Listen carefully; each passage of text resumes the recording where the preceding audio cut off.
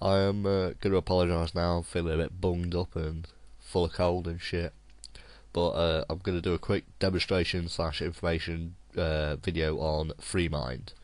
Freemind is basically a mind mapping software that, well, mind map is like a spider diagram of information that you collect or stuff that you need to go back and look at later. Yep, quick Google search of Freemind and it's the first link. freemind.sourceforge.net/wiki/index.php/main page. It's there. Next thing you'll need to do is go down to the download link. I'm rushing a bit through this because it's there's not much point in me taking my time on how to download it. First thing you'll need to do is install JRE 1.4 or later. That's a Java runtime environment, and you can download that from the Java website. The link's there. Sorry for that. One big thing is the Windows installer comes in two different versions, the minimum version and the maximum version. The minimum version does not support the maximum version. You can export, as it says here, you can export to PDF and SVG formats. With the minimal install, you cannot do that from that software. So basically, I advise downloading and installing the maximum version, especially if you're going to be compiling penetration testing, penetration test reports, that kind of thing. It's a great tool for doing that.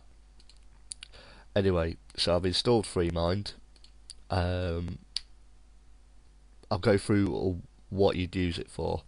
When it comes to ethical hacking, it's pretty much anything that you need to record. I personally use it a lot for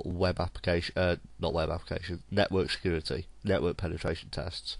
If I hack a network, I record the network, all the hosts on the network, all the ports that I find that are open, any vulnerabilities, any passwords that I find or crack, that kind of thing. And I'm going to be demonstrating that to you now. I'm not too sure if mine's the latest version, but it all does the same thing. Right, so to start your mind map, you go to File New, pretty similar with all programs, or you can go to the New.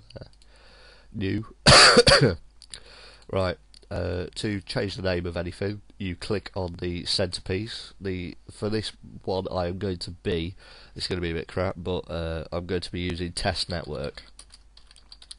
So the centerpiece is always the network in network security testing. I always use the centerpiece as the name of the network. From there on out, you use new child nodes to record the hosts on the network, or I do at least anyway. So for this one, I will use localhost is the host name, and 192. I'm being a bit slow today. Right, I'll create a couple so you can see. I'll create admin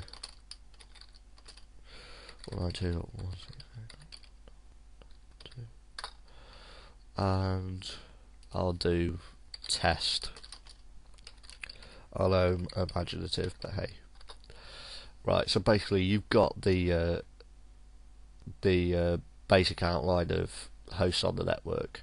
You can you could also create as your child nodes if the network has these subnets.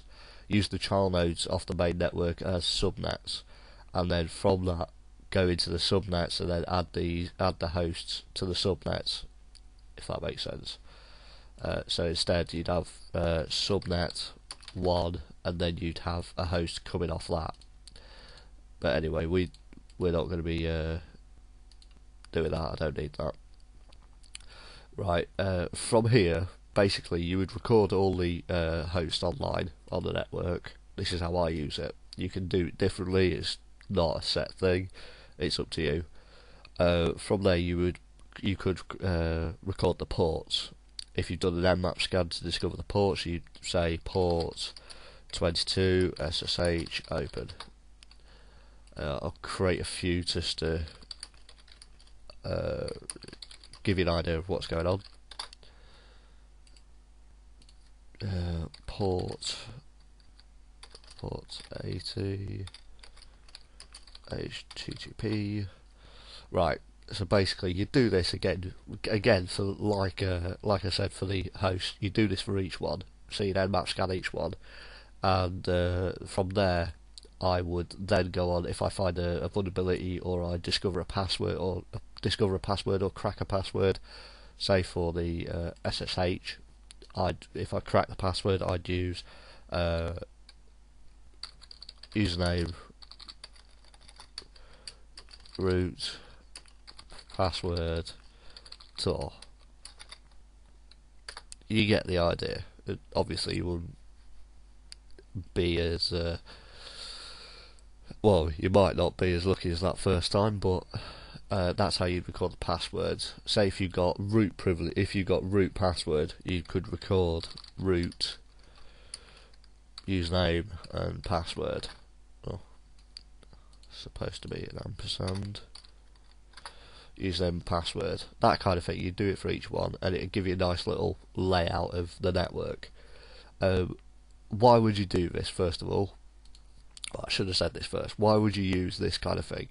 If you've got to produce a report, or you've got to describe your movements or your procedures to anyone who does not have a clear understanding of the methods you're using, then this is a great way, because it lays everything out nice and clear.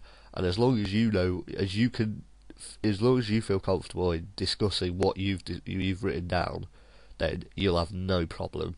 It's a great visual way of doing it. Like I've said before, if you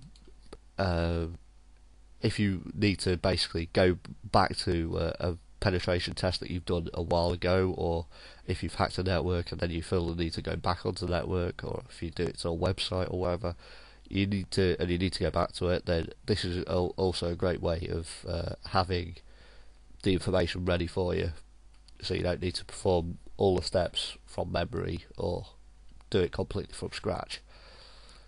Yeah, and also with the export to PDF, if you do need to write a report on what you're doing, then this is also a great way to do it. If you're at university, or if you're going to university and you need to do it and you need to do Nmap scans and reports for any courses you're on, this is a good way of recording it. Anyway, yeah, you can also do it for a website. I'll quickly show you, because I don't use a lot of SQL, I don't do a lot of web application security, but I will show you a quick thing. Say you did an SQL injection on Google. You found that there were, say, 20 columns. Then you would say, get rid of that. Then vulnerable columns,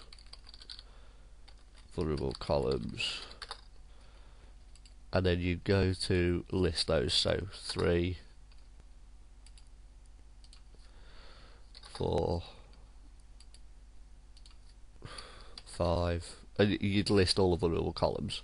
Then you would list, if you say went to check the MySQL version in column 3, you create a new child node, and you would say info found MySQL version 4.0 or what have you. And if you want to record any other information, like what version of server they're using, server info, and then Linux distribution, whatever server they're running, that kind of thing. If you wanted to do a full penetration test on a website, it works out a lot better and a lot clearer to use. Yeah, anyway, hopefully that's given you a little oversight into Freemind and how mind mapping can help you.